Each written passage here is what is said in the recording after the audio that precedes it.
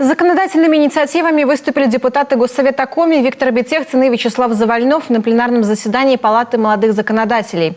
Наши парламентарии вошли в новый состав органа. Он был создан еще в 2012 году, а среди его членов депутаты, возраст которых не превышает 35 лет. С отчетом о работе Палаты и планах на предстоящий период выступил председатель Александр Сапронов. Но основной блок вопросов был посвящен предложениям и инициативам. Виктор Бетехцин, которого включили в комитет по природопользованию, уделил внимание глубокой переработке природных ресурсов.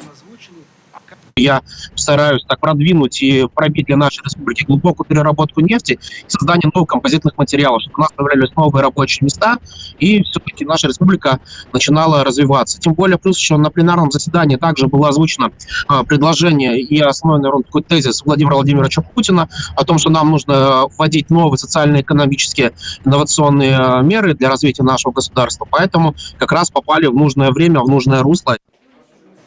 Его коллега по законодательной работе Вячеслав Завальнов, который в Палату при Совете Федерации входит уже второй год, поднял сразу два вопроса. Первый касается привлечения медицинских работников. Эта тема важна для всех регионов. Одно из наших предложений – это усилить работу по возврату русскоязычного населения. У нас есть такая программа по возврату соотечественников с Украины, с Белоруссии, с Казахстана.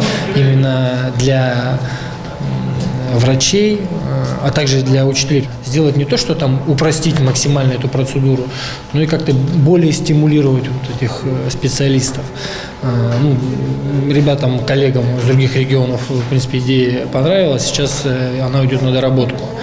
Надеюсь, что будет принято. Вторая инициатива касается строительства железной дороги Сосногорск-Индиго. В НАУ проектируется глубоководный порт, которым должны провести железнодорожную ветку. Она уже включена в проект развития транспортной системы РФ. Как отвечает Вячеслав Завальнев, хотелось бы, чтобы идея получила реализацию как можно скорее. Для Севера это очень важно, ведь в таком случае обеспечение товарами пойдет не с юга на север, а с севера на юг. Это даст новые возможности для развития нашего региона. Эту идею на пленарном заседании тоже одобрили и обещали поддержать.